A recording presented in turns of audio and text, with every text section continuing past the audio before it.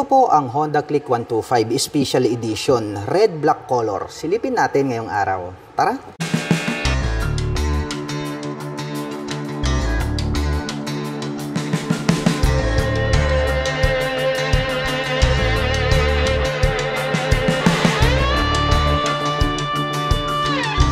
Ito ang Honda Click 125 Special Edition, matte red black color. Dahil nga naka-two-tone color combination po ito. Mapapansin natin agad ito pong matte red color with combination with matte black color. Kaya talagang very attractive yung kanyang dating. Kaya premium na premium tignan. Ito pong kanilang Special Edition. Mapunta po tayo dito sa kanyang daytime running light. Ito talaga yung agaw pansin, day or night time, dahil nagkaroon pa yan ng mga pins na parang nagsisilbing kanyang mga ilaw. At dito naman po located sa bandang itaas, ito pong kanyang mga turn signals. LED na po lahat ng kanyang ginagamit para po sa kanyang lighting system. At ito pong kanyang main headlight, ayan o, pag ating tinitigan, para po siyang mata ng pating. Nandito po yung kanyang high beam and low beam. May nakalagay naman po rito na click in white color with gold color and then black color na decals. At dito naman po sa bandang gitna, naka-M shape po yan, nakaterno po yan dito po sa kanyang handlebar cover. Naka-M shape design po yan. Kaya talagang napakabangis din ng kanyang combination design. May nakalagay naman po rito na FI, PGM FI, also known as Programmable Fuel Injection. Kaya asahan po natin na matipid po sa pagkonsumo. Ito pong Honda Click 125. Dito po sa bandang itaas, combination po itong kanyang handlebar cover ng matte black at saka matte red. May nakalagay naman po rito na Honda decal in white color. At ito pong kanyang side profile, napakabangis din ng kanyang pagkakadesenyo. Red color and then black color po siya. May nakalagay naman po rito na Honda white color na decal, gold color and then red, tapos gray color. May windlet po siya rito na kung saan ay pwedeng pumasok ang hangin. At pagdating naman po rito sa kanyang front suspension, black color din po itong kanyang front telescopic fork. At gumagamit po ito ng single rotor disc brake na flower design with single pot caliper na Tokiko brand, which is Japanese brand naman po yan. At ito pong kanyang cast wheel, agaw pansin din dahil nga matte brown color. Ito pong mga special edition. At nakalagay naman po rito is tubeless na po ito pong kanyang gulong. At mayroon naman po itong sukat na 90 by 80-14. At ito pong kanyang front fender is black color din po siya. At may nakalagay po rito na combi brake para sa kanyang braking system. So para po dun sa mga hindi pa nakakaalam, ang combination brake system, once po nating pinihit itong ating rear brake, ay agad pong sasabay ng bahagya ito pong ating front brake. Kaya nakakapagbigay po ang combination brake system ng balance na stopping power. Mapunta naman po tayo rito sa kanyang meter panel display. Digital po ito na mahaba. And then mayroon naman pong mga lights indicator dito sa bandang itaas. May 2 button selector dito sa bandang ibaba. At may nakalagay po rito na Honda logo. Pagdating po dito po sa kanyang mga button selector dito sa kaliwa, nandito po yung kanyang high beam and low beam, ang kanyang horn at ang kanyang turn signal selector. Habang dito naman po sa kabila, nandito yung kanyang electric starter. Black color naman po itong kanyang handle grip. Black color din po ito pong kanyang end bar. At itim din po yung kulay nito pong kanyang mga brake levers. At ito po pala ay equipped with park brake lock. Ang kagandahan naman yan kapag tayo po ay magpapark sa mga uphill and downhill, ay maglalak po yung kanyang gulong sa bandang likuran. So hindi po magi-slide yung ating scooter. Yun po yung advantage ng mayroong park brake lock. At ito naman po palang kanyang dahon type na mga side mirrors is nagkaroon pa siya ng parang touch ng carbon dito sa bandang likuran. At mapunta naman po tayo rito po sa kanyang ignition. Ito po pala ay gumagamit ng mechanical key. May shutter lock key na rin po siya for safety purposes para hindi po siya basta-bastang manakaw. At included na rin po rito yung kanyang seat opener. At meron po pala itong 2 front pocket. Dito po sa kanan, mababaw po siya pero pwede tayong maglagay dyan ng coins. Habang dito naman po sa kabila, ito po mas malalim po ito. Pwede tayong maglagay rito ng mobile phones. At mayroon na din po pala itong integrated na USB charging port na kung saan ay gagamit na lang po tayo rito ng charging cable ay makakapag-recharge na po tayo ng ating dalang mga mobile phones at gadgets. Mayroon din po itong utility hook dito sa bandang gitna. At ito pong kanyang footboard, maluwag po siya.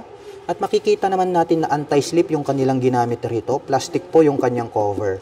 Ngayon naman ay susubukan po nating sakyan para malaman natin kung gaano nga ba ito kaluwag. Maluwag po siya. mga ka-LM. Kaya comfortable naman po ito pagdating po sa mga long rides driving situation. At napansin ko lang, dito po pala located yung kanyang battery. So dito po yung kanyang battery compartment. At ito pong kanyang upuan, pahaba po siya, makapal rito, tapos manipis na po dito sa bandang itaas. Black color naman po ito pong kanyang seat cover at malambot po ito pong kanyang upuan. Buksan naman natin itong kanyang underseat compartment para makita natin itong kanyang seat storage. Maluwag na din po. At ito po ay mayroong sukat na 18 liters kung hindi ako nagkakamali. So kasya naman po rito yung isang half-face helmet.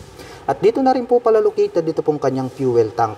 At ito naman po ay mayroong fuel tank capacity na 5.5 liters. At mayroon naman po itong fuel consumption na 50 km per liter. O diba? Napakatipid din talaga ng click. At napansin ko lang din itong kanyang integrated na grab bar is nakaterno po pala ito. Dito po sa kanyang mga cashwheel, ayan o. Matte brown color po siya. So dito po natin marirecognize yung pagkakaiba ng special edition at yung standard version. At ang Honda Click 125 Special Edition ay meron po itong 769mm na seat height. Ngayon naman po ay susubukan nating sakyan para maipakita ko po sa inyo kung gaano nga ba ito kataas. Para po sa mga magtatanong, ang aking tangkad ay 5'6". At makikita nyo naman, lapat na lapat po yung ating paa. Kaya masasabi ko na very comfortable po ito para po sa mga tulad ko na 5'6" in height. At para naman po sa mga kababayan natin na hindi naman masyadong katangkaran, sa tansya ko ay kayang-kayang i-manage po ito na mga 5'2" and above. Mapunta naman tayo rito sa kanyang side profile. May malaki po ritong decals na nakalagay na click, and then gold color, black color, with white color. At dito po sa bandang ibaba, nakalagay naman po rito yung kanyang cooling system na liquid cooled. At ito naman pong kanyang pillion step para sa ating back rider. Metal po yan. Nagkaroon ng rubber cover on top. Mayroon na rin siyang screen dyan. At ang kagandahan niyan, i-equip po pala itong kanyang side stand ng engine cut-off switch. Kaya once po na naka-engage yan or nakababa, ay hindi po tatakbo or mag-switch on ito pong ating scooter. Kaya iwas disgrasya. Yan ang kagandahan nitong kanyang engine cut-off switch. Black color naman po itong kanyang center stand. At ito naman pong kanyang engine is black color. Ito pong kanyang engine cover. May naka-intact naman po dyan na Honda. At ito pong kanyang airbox cover filter is matte black color din po siya. Nagkaroon po ng mga pins dito. At may nakalagay naman po rito na ESP, also known as Enhanced Smart Power. At pagdating naman po rito po sa kanyang rear suspension, ito po pala ay gumagamit ng single shock absorber. Glossy black naman po yung coil spring na ginamit rito. At ang kanya naman pong preno dito sa likuran, ito po pala ay equipped with mechanical trailing o yan po yung tinatawag nila na drum brake. Silipin naman natin ito pong kanyang taillight. Ito pong kanyang taillight is para po siyang T, yung kanyang style, and then makikita natin na malapad. Kaya more visible po ito pagdating po sa day or night time dahil nga talagang malalaki yung pagkakadesign nito pong kanyang brake light. At ito naman pong naka-emboss na part na to, pag ating sinilip, ito po yung kanyang plate light. May added light reflector sa gitna at may nakalagay naman po rito na Honda decal. Naka-pop up naman po, ito pong kanyang mga LED na turn signals. At ito pong kanyang rear fender, ang kanya pong nagsisilbing plate holder. Silipin naman po natin, ito pong kanyang stock pipe. Combination po pala ito ng black color para po dito sa kanyang head protection guard. Silver color naman po ito pong kanyang tip at mayroon naman po itong single exhaust. At ito pong kanyang gulong rito sa likuran, malapad na rin kung i-compare natin dun sa kanyang previous version. Ang sukat naman po na ito ay 100 by 80-14. At ito naman pong kanyang stock tires, ang brand name po na ito is Federal. Made in Indonesia. So matibay din po yan. Pagdating naman po rito sa kanyang cooling system, ito po pala ay gumagamit ng liquid cooled. Kaya nakalagay po siya rito sa kanyang pairings. Ang pinaka main advantage naman po niyan, since naka liquid cooling system ito pong Honda Click, ay pwede po natin itong ibabad maghapon magdamag sa mga malalayong biyahe. So bagay na bagay talaga. Pang long rides po kasi yung disenyo nito pong scooter na ito. At pag-usapan naman po natin ang kanyang engine specifications. Ang Honda Click ay meron po itong 125 cubic centimeter engine displacement. Naka single cylinder, single overhead cam, 4-stroke with 2 valve. At nakakapag-provide naman po ito ng maximum power na 8.2 kW at 8,500 RPM.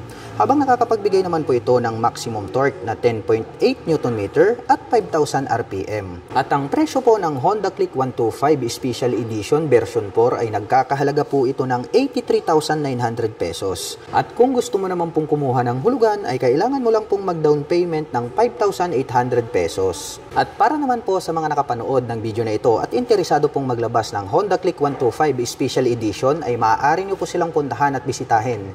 Dito lamang po yan sa Honda Wing Shop, San Fabian, Pangasinan Branch.